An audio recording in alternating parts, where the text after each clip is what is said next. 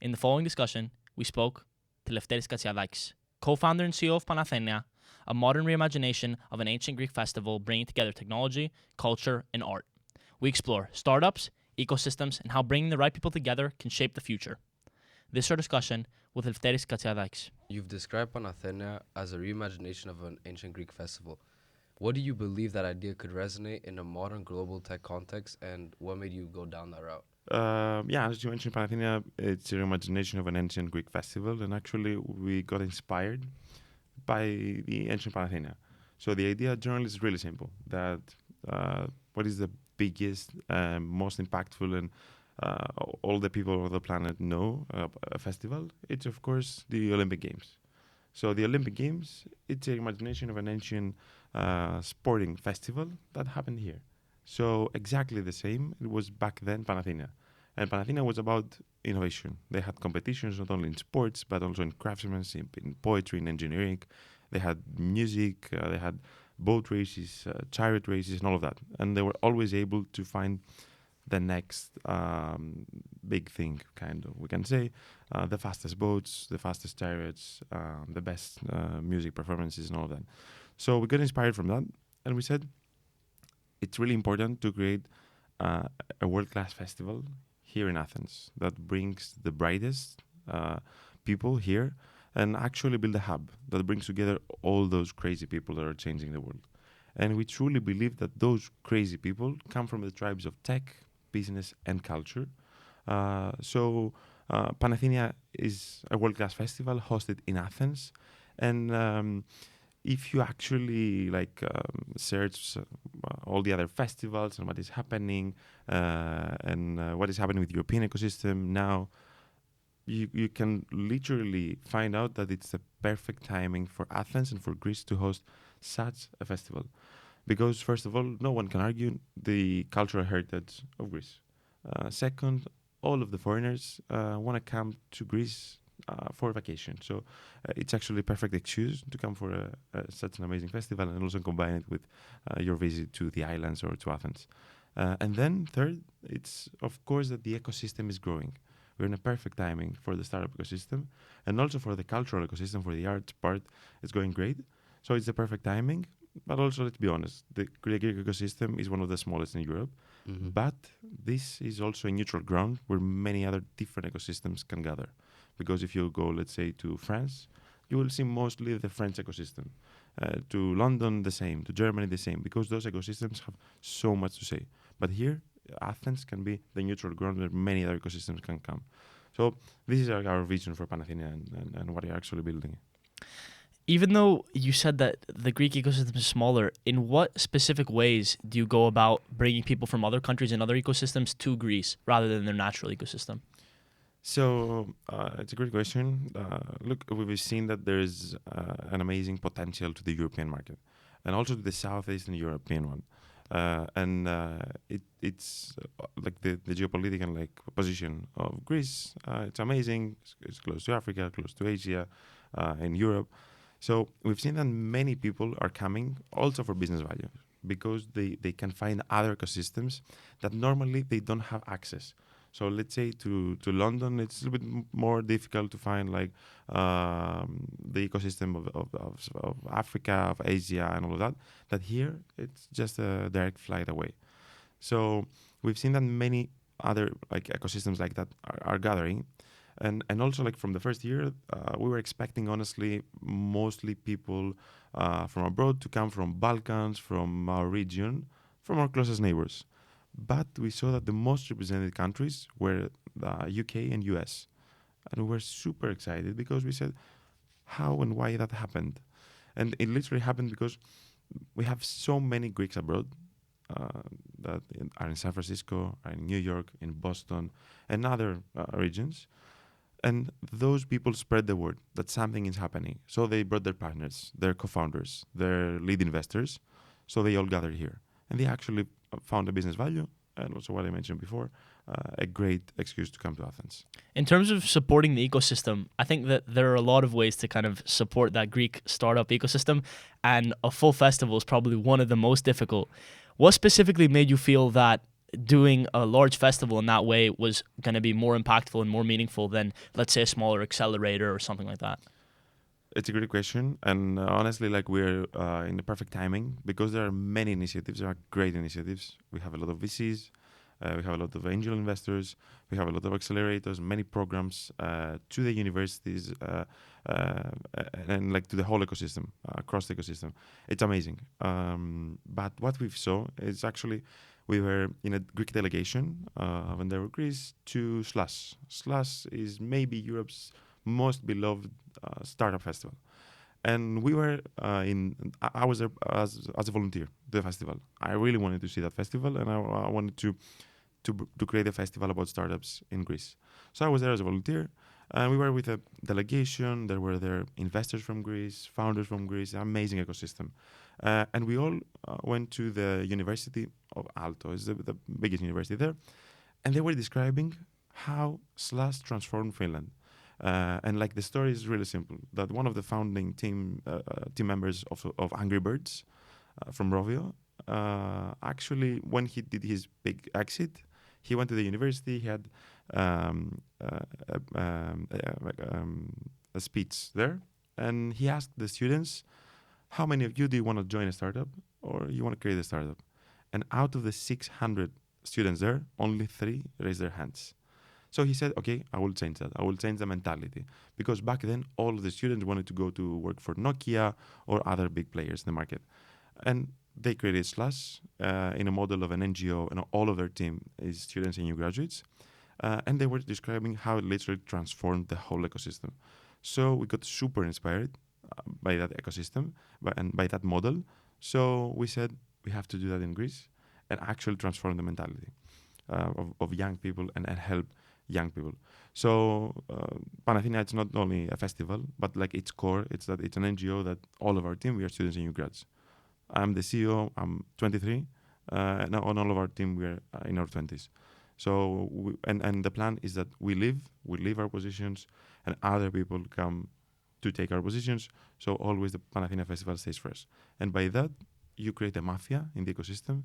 So it becomes an amazing accelerator, so that it inspires other young people. It creates an amazing network and all that. You said before that you kind of had that spark and wanted to start a festival before actually going to Slush. And at Slush, you met your co-founder of Panathēnea, Lars. What did you say to Lars there that made him think, okay, yeah, this kid, I guess, at the time is somebody who I'd like to work with? And what was the initial spark before Slush that made you want to start a festival?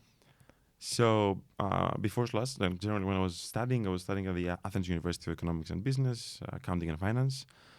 I've always wanted to become an accountant, honestly. But thank God, in my first semester, I had the opportunity to join an accelerator. So I saw the ecosystem. I saw how amazing it is to create a startup, even in theory, and actually the impact that you can truly change the world from a startup. So then, it started changing my mind, and then I was part of a student organization. It's called ThinkBiz, and there I saw we were doing many events from students to students about entrepreneurship, and it was an amazing experience. And after I was president there, I said, what is missing for the Greek ecosystem? A festival about startups in Greece. So I started working for that, and while I was working for another company, but my side part was that. So we had a team, was amazing. We're working for that, and we've heard from the ecosystem that there is a guy who built Google Maps, and with other super amazing people from the Google ecosystem are trying to create a festival. So I said, oh no, we have a competitor. And that competitor is huge because he's an amazing person that he can actually build it. And we were at Slush, so we were in that university that I mentioned. We had that we listened from the students. It was insanely inspiring. I still have goosebumps when I remember this story. And we were walking to the snow. And while we were there, I saw Lars, and I went to him to pitch my idea. look, Lars, I want to build that startup festival, blah, blah, blah, blah, blah. We're a team, we're young, and we're super visionary about that. Immediately, he was like, okay, let's do that. And the next day, we were actually, while we were flying back that night, I text him WhatsApp message, hey Lars, nice to meet you. When do you have time to go for coffee? And he told me tomorrow morning, it was Saturday morning, or like next week, Wednesday, I don't remember exactly the name, the date. And I told him, okay, tomorrow, Saturday morning, wherever, whenever, I'll be there. And we had a coffee, and like the rest is history. I think this was the last day that we slept as normal persons, because after that, we're literally not sleeping. And in Panathēnea, you managed to bring global investors, speakers, and founders early on. How did you manage to do that without already having a credible track record beforehand? So while we were started building, we had only 4.5 months and a huge ambition. So we started thinking how we can do that. And actually, like the reason why Panathēnea exists and our personal vision for that is to help Greece. And in order to do that and create that like impact to the ecosystem, we think and we truly believe, like it's our motto, that you have to unite the whole ecosystem. So we started by reaching out to everyone, literally everyone, the whole Greek ecosystem, every VC, every individual investor, every accelerator, literally everyone. And it's the first time that all the Greek VCs gathered in a room in a big table, and we sat together and we told, we want to do that, we want your help, and they actually helped. Like all of them helped. Like I'm really grateful for the Greek ecosystem, because they all help with speakers, they all help with ideas, with funding, with mentoring, and of course without them, Panathēnea wouldn't be like that, because they believed in that vision.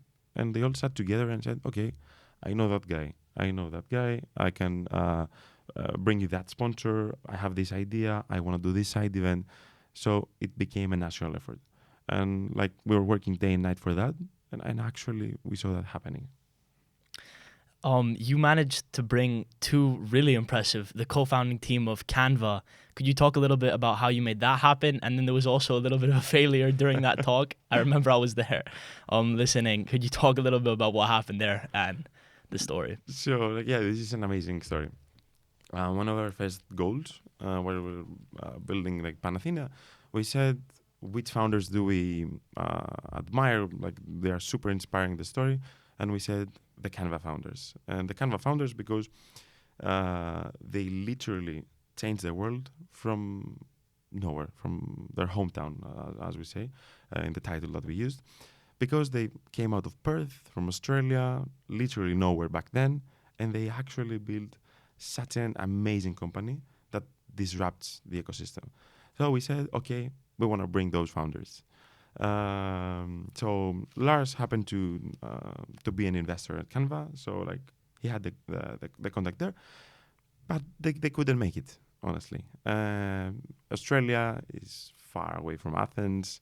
They're not speaking to any event at all, but like we still wanted to do that, and we said we'll find a way, like with no doubt to bring those founders. And we found a company that has hologram boxes from the Netherlands. We rented this hologram. We landed to Athens. There was no good Wi-Fi connection because we sent a team to Australia, to Canva headquarters, and they had a green screen, a green room like that. They built it just for the session. So there was half of the team there, half of the team in Athens for the hologram box. And there was no good Wi-Fi connection, first of all, to do that. So we had to find a solution. And we were speaking with many companies, with huge companies that were helping. And we tried to find a solution. There was no solution with optic fibers, with all of that. We did backup plans and blah, blah, blah. We rented also a satellite connection. And we had the hologram box. We did our checks and all of that. It was amazing. Like it was instantly like now that we're talking. So Lars was on stage, was doing the moderation, the Canva founders, the hologram. The conversation was amazing. Honestly, last night we were seeing nightmares because we're so afraid that something will happen. But it was amazing. Like the first 10 minutes was great. They had an amazing conversation. Honestly, you couldn't feel that it's a hologram. You could feel that they were there. And then it stops because we didn't have paid the premium subscription to that Zoom link. You guys managed to fix it really quickly, though. Did you guys go and pay for the premium, or what happened? Yeah, so like you had to do a refresh, like stop the call and refresh, and you had 2 more hours. So we fixed that there. But it was a super funny story because like we forgot that. Wow. Well, I just want to go a bit into ThinkBiz because you mentioned it previously. So you led ThinkBiz, which is Greece's first student entrepreneurship organization. Did any of the skills from ThinkBiz transfer into creating Panathēnea, and if so, how? For sure. First of all, everyone that is studying in the university and like you wanna do like something really impactful and wanna see the ecosystem, you should go to ThinkBiz or to any other organization. But my experience was there, so it was super amazing. For sure, ThinkBiz, it's literally a catalyst for me. I had a team of around 50 people. We managed budget, we managed conversations with partners, with speakers, and all of that. And I think the most important was that the team that I had. So that I had the opportunity to lead a team and to see how this experience is. And actually to build something because you really love it. Like in those organizations, whatever you build it because we truly believe in that and you love it. No one says that you have to do that. It's like you guys here, that you love what you're doing and you're doing it. So it for sure it is impactful because in ThinkBiz, in student organizations, in initiatives like yours here, you are the organizers. So and also like people in your age is the audience too. So you can actually whatever you believe is useful, it's also for them. So it's like that also in ThinkBiz and student organizations, and the experience is amazing. You have to be there. You have to be in the ecosystem. You're an actual part of it, and like the network, the people, the friends, the situations. It's great. So you kind of mentioned earlier bringing together communities through ThinkBiz and Panathēnea. What do you think makes a group of people a community rather than just a crowd? And how did you go about fostering at Panathēnea? Wow, great question. So for communities, I truly believe that it's a part of collaboration. You cannot have a community without collaborating. And collaboration means that you are like the first one that gives, because you really want something to happen. So if I want to help this podcast, I have to help you with speakers, with ideas, with whatever. So like that, when many other ecosystems and people come, we create an ecosystem. So I truly believe that like you have to have that mentality of working together. And in order to scale and like to go really far, you have to work together. So I think this is the most important part of the ecosystem, like this collaboration. And we also see that in Panathēnea, and it's the model, like how we build Panathēnea, with collaboration and collaboration and collaboration. What specific gap in the Greek ecosystem do you think existed before Panathēnea, and how did you guys fill it? So I think that the gap that existed was that a hub, maybe not a physical hub, but a place in a year like that brings together all those people from the ecosystem. And this actually helps when you invite people from abroad and you bring super amazing founders that are really inspiring, and you bring also students there that are part of volunteers and organizing the festival. You bring young founders, you bring other investors, and you bring the whole ecosystem. It literally changes the mindset because you see other founders, like young founders from other countries that are building it and are really successful founders and amazing companies that are built out of nowhere. So you truly then get inspired and you say, they do that, so I can do that. And we can do that also from Athens, from Greece, to create that amazing companies. And I just wanted to go back a bit into the conversation about building a community through ThinkBiz and things like that. All of your founding team was from Panathēnea, what meant through ThinkBiz, correct? Exactly. How important was that shared history in running something so complex like Panathēnea? It's insanely important because you work together with people that first you don't know. Mm-hmm. With some people you work really closely. You have the right, the same mentality. You think the same way.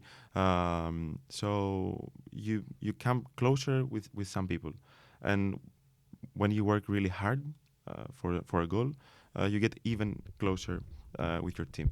So and this experience is amazing. It's actually, we're like in Panathēnea, we're actually a team that working together, and from the first moment we had that, because as you mentioned, we are part of the same team, of the same group, so we knew each other, we knew that we shared the same vision, and was super important to do that, and also to do that fast and scale and all of that. You also mentioned that your goal is, you mentioned earlier that your goal is for people who are younger to replace you eventually.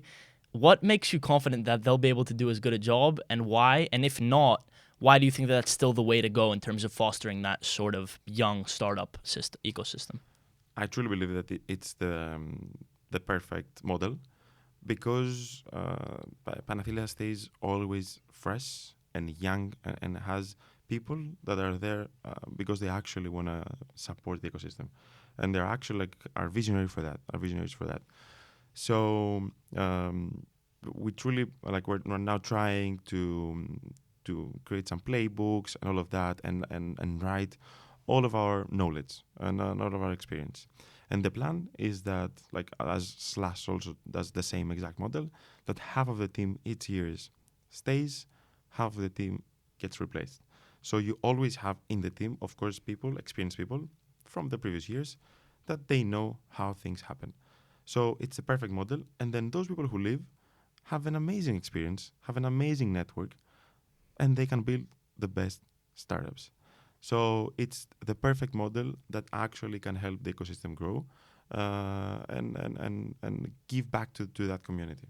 If everything goes right over the next 5 editions and the ecosystem matures, everything goes well, and the next generation takes over, obviously, what does the world look like differently because Panathēnea existed? First of all, we want more startups in Greece. And it means more young people trying to build a startup, not being afraid of failure or all of that, and actually have an ecosystem that it's really vibrant. So for sure that for the ecosystem, and all of those we want to have change the mentality and working together. All the ecosystem working together. It's really, really important for that in order to grow. And exactly the same for the arts ecosystem too, because we're focusing also in that ecosystem. So we want to help the founders, and 5 years from now, we've seen that our goal is to have more young people from founders, creators, and all of that to actually working towards the dreams and building. And for sure, for the festival, we want to be one of the most important, in 5 years, in the European market, the European ecosystem, and having hundreds of thousands of people coming to Athens to attend this festival. Having spoken and worked with so many experienced veteran Greek founders, what do you think that they have that maybe founders in Silicon Valley don't, that could be given to kind of the younger startup ecosystem in Greece?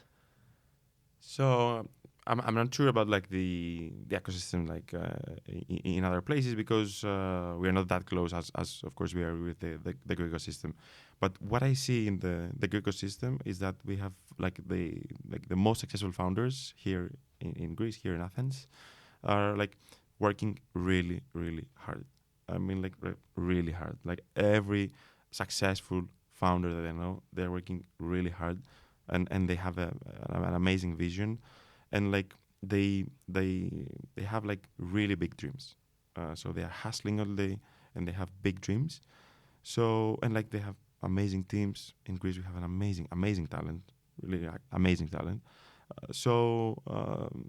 They work from here for like they serve also other markets, other regions, and they actually like create really impactful startups. And you mentioned you want to grow Panathēnea and have it be ranked amongst the top festivals in Europe. How do you see Panathēnea changing or evolving in the next 5 to 10 years, and how do you think this will affect the way people view Greece?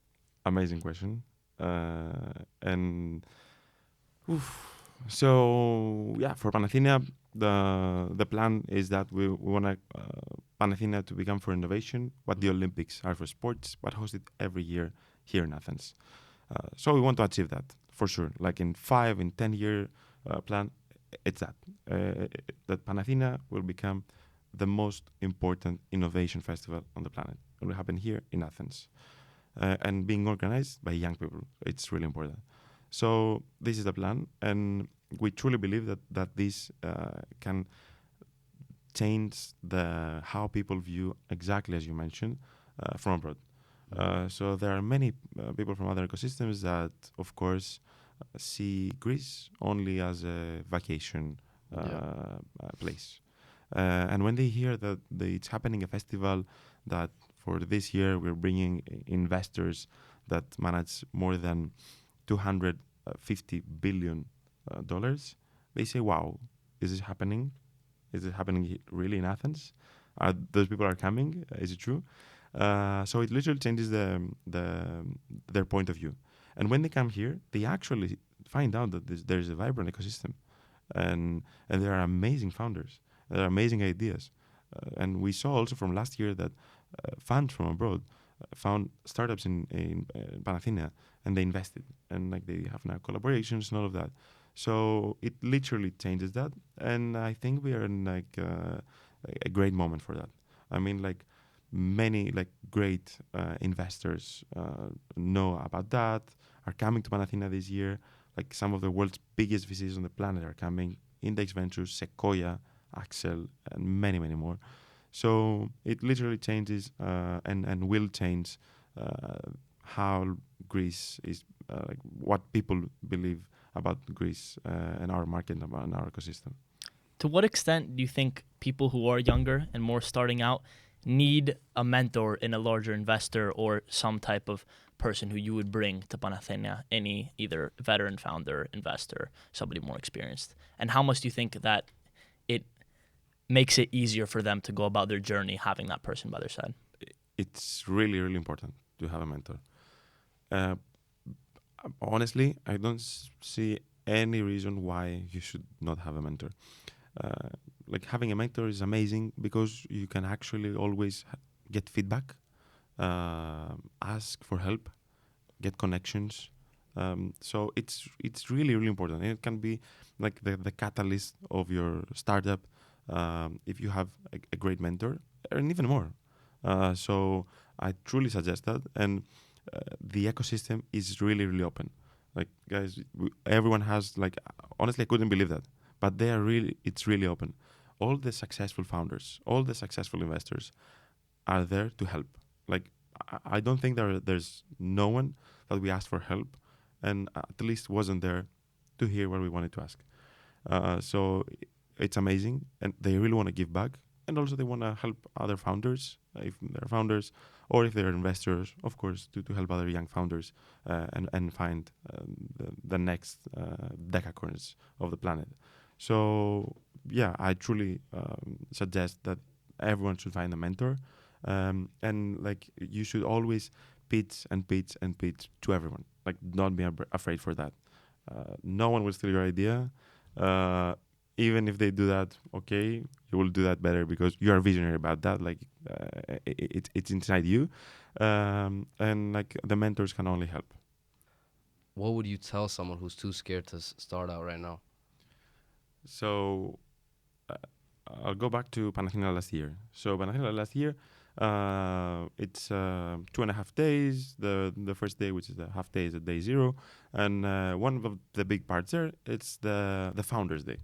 So we host an event only for founders, and to that event, we hosted a panel with some of Greece's most successful founders, like eFood, Dialectica, Hellas Direct, and many, many more. Scrooge. Yeah, Scrooge, exactly. Yeah, and the founders there, they had a panel, and they were talking about their fuck ups.